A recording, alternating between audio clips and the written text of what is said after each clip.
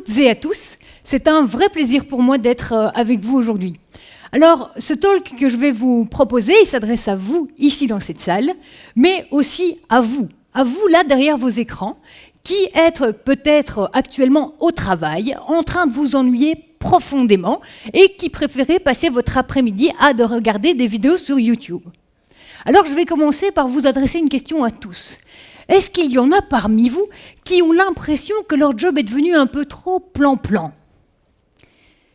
Est-ce qu'il y en a parmi vous qui ont l'impression d'être englués dans un métro boulot-dodo où votre job est devenu vraiment une routine ? Est-ce que vous vous sentez parfois emprisonné dans un job qui ne vous convient plus vraiment ?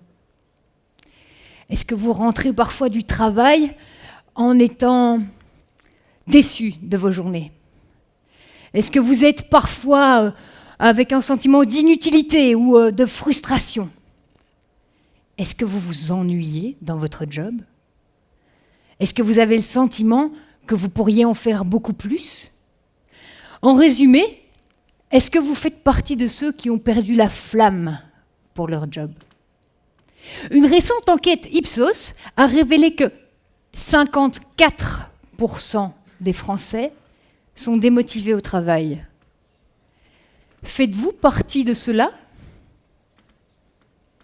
Et si oui, pourquoi votre situation n'est-elle pas différente ? Est-ce que parfois, dans un coin reculé de votre tête, vous avez l'impression que vous ne pouvez rien y faire, que les cartes ne sont pas dans vos mains et que vous devez faire ce qu'on vous demande, un point, c'est tout ? Si c'est ce que vous pensez, écoutez ceci. Les employés les plus heureux au travail sont ceux qui modèlent leur job pour qu'il leur convienne mieux. Ce sont ceux qui adaptent leur job. Alors, puisqu'il semble possible de raviver la flamme pour votre job, de remettre un peu de miraculeux dans ce qui est peut-être devenu trop commun pour vous, pourquoi ne pas le faire ? Et comment ? Eh bien, je vais vous proposer aujourd'hui quelques pistes de réflexion pour savoir comment faire ce que certains chercheurs ont appelé du job crafting.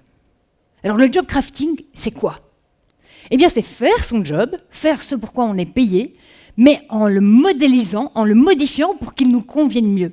C'est par exemple ajouter ou supprimer certaines tâches. C'est changer certaines manières de faire, certains process. C'est modifier votre contexte de travail ou par exemple changer le sens que vous donnez à votre job. Un job crafter, c'est qui ? C'est par exemple un informaticien qui crée une capsule vidéo spontanément pour informer ses collègues d'une nouvelle procédure.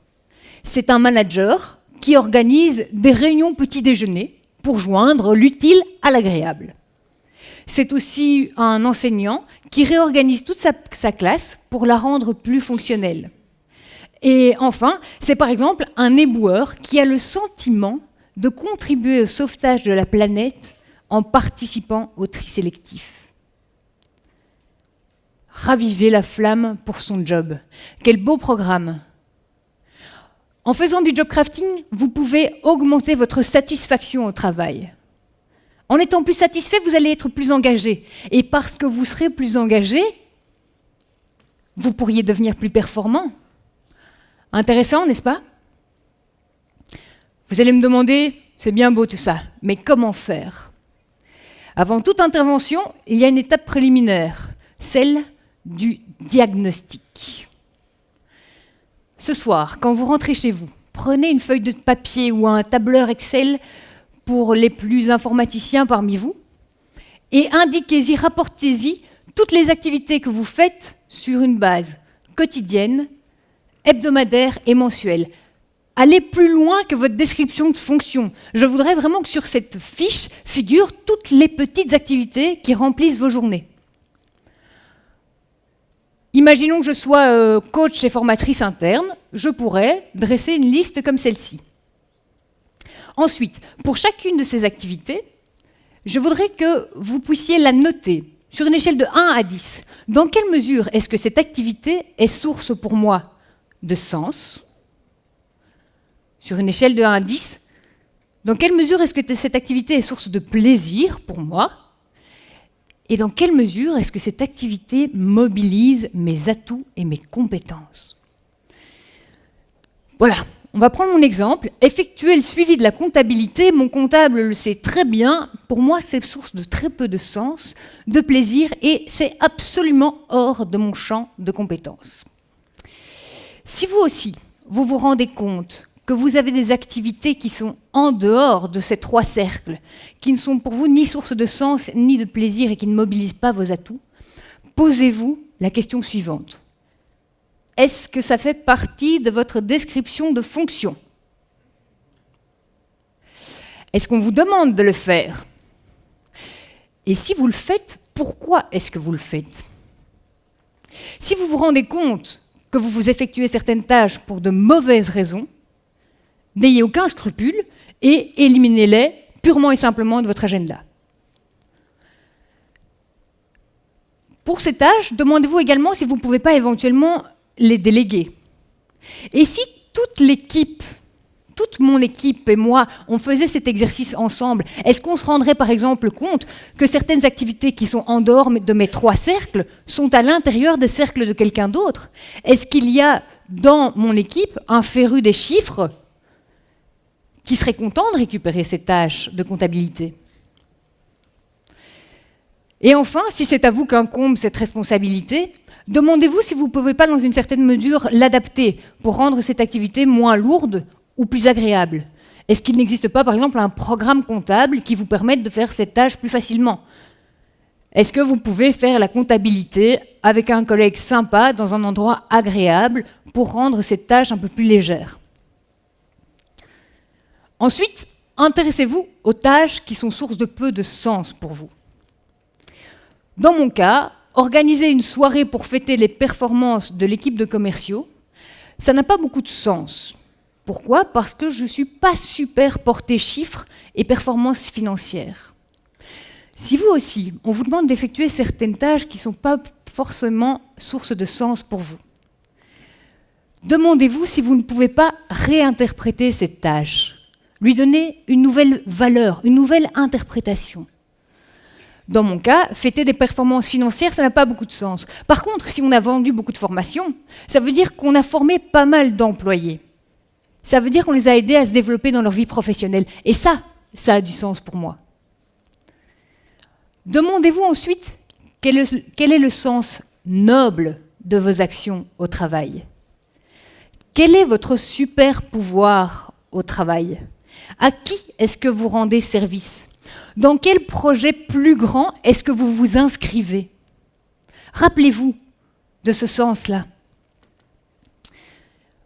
Ensuite, une excellente manière de rajouter du sens dans votre travail, c'est d'identifier quelles sont vos valeurs à vous en tant qu'individu et essayer d'injecter ces valeurs dans votre entreprise. Si pour vous, la collaboration est quelque chose de très important et que vous avez l'impression que chacun travaille un peu dans son coin, pourquoi ne pas organiser des réunions de manière un peu plus fréquente autour d'une tasse de café, par exemple? Pourquoi ne pas proposer de mettre sur pied un programme de parrainage des nouveaux arrivés dans l'entreprise? Si c'est plutôt l'écologie qui vous branche, pourquoi ne pas proposer un système de covoiturage pour arriver sur le lieu de travail? Intéressez-vous ensuite aux activités qui sont source de peu de plaisir. Complétez le rapport annuel. Ok, j'en comprends le sens, ça mobilise mes forces, mes atouts, mais par contre, ça m'agace profondément. Si vous aussi, il y a des activités qui vous procurent peu de plaisir, essayez de comprendre quel est le message caché derrière ces émotions désagréables que vous ressentez. Quand vous vivez une émotion désagréable, et que ce soit au travail ou à la maison, c'est qu'un de vos besoins est contrarié. Là où toute la question se pose, c'est de savoir quel est ce besoin qui est contrarié. Rédiger le rapport annuel, ça contraint clairement mon besoin de créativité. Devoir rentrer dans des petites cases, c'est pas possible. Et vous, quand vous êtes agacé, quand vous avez des interactions avec votre patron, quel est le besoin qui est titillé? Quel est le besoin qui est contraint? Est-ce que c'est un besoin de reconnaissance ou un besoin de justice? Quand vous rentrez frustré de vos journées de travail, quel est le besoin qui est caché derrière? Est-ce que vous auriez envie et besoin de pouvoir plus vous investir? Identifiez ces besoins qui sont cachés derrière vos émotions et posez-vous la question, comment est-ce que je peux prendre soin de ces besoins cette semaine au travail? Prendre soin de vos besoins, c'est créer des émotions positives, c'est rajouter du plaisir.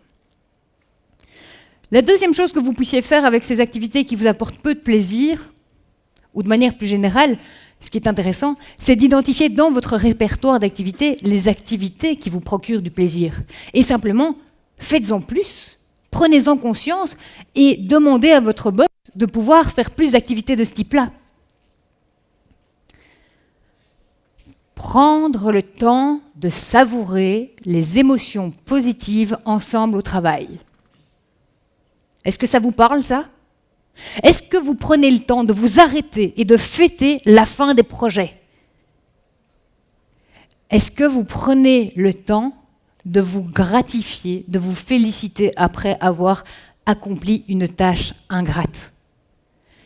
Vivez des émotions positives, arrêtez-vous et savourez-les et partagez-les avec vos collègues. Ensuite, une voie royale pour rajouter du plaisir au travail, ce sont les relations sociales.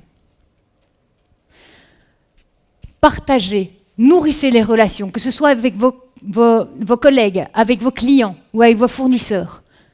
Un moyen très simple de nourrir les relations sociales, c'est par exemple de demander aux personnes que vous côtoyez quelles sont leurs passions, de leur faire parler de leurs passions et de partager les vôtres. Proposez votre soutien et votre support. En plus de procurer du plaisir, vous allez augmenter la probabilité d'en recevoir pour vous-même la prochaine fois. Ensuite, intéressez-vous à ces activités qui mobilisent peu vos atouts ou vos compétences. Distribuer des dépliants pour faire la promotion d'une formation dans toute ma boîte, j'en suis capable, mais je n'ai pas l'impression que ça mobilise toutes mes compétences. Je n'ai pas l'impression que je donne le meilleur de moi quand je fais ça. Par contre, créer une capsule vidéo humoristique virale pour faire le tour de mon entreprise et pour annoncer cette formation, ça m'éclate.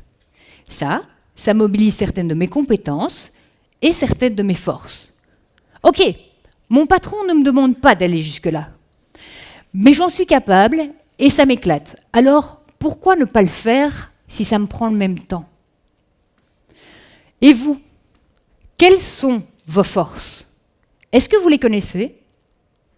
Si vous n'êtes pas en mesure de répondre à cette question, je vous propose d'aller faire un tour dans les questionnaires qui ont été créés dans le champ de la psychologie positive. Je pense que vous y trouverez des réponses intéressantes. Identifiez vos forces et réfléchissez de quelle manière vous pouvez plus les utiliser dans votre travail. Quelles sont vos passions? Quelles sont vos passions et comment pouvez-vous éventuellement les intégrer dans votre job? Vous êtes photographe amateur? Pourquoi ne pas proposer vos services pour créer le visuel du prochain événement? Pourquoi ne pas proposer certaines de vos créations pour embellir l'espace de travail? Vous avez un goût pour l'écriture? Pourquoi ne pas rejoindre l'équipe du journal d'entreprise?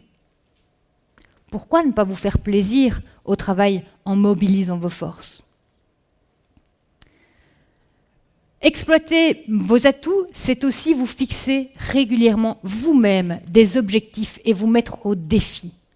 Augmenter votre niveau de challenge, c'est vous assurer de rester en mouvement et de garder le frisson pour ce job.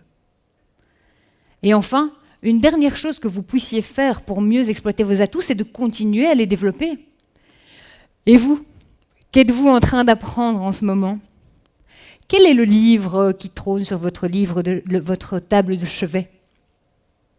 Continuer à apprendre, c'est élargir le panel de compétences dont vous pourrez éprouver du plaisir à utiliser dans votre quotidien professionnel.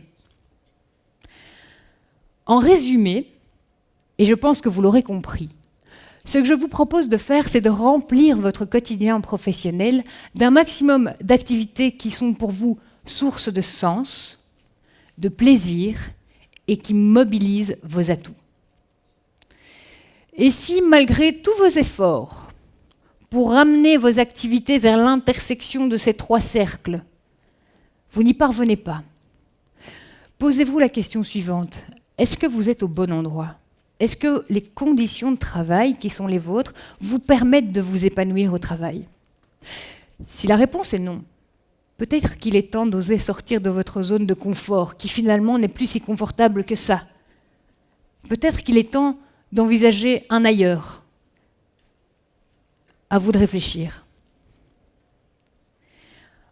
La seule chose que je vous proposerais de retenir de tout ce que je vous ai dit aujourd'hui, s'il y en a une que vous deviez retenir, c'est de remplir votre agenda professionnel d'un maximum d'activités spa. Sens, plaisir, atout. Je vous remercie pour votre attention et soyez heureux dans votre job. Au revoir.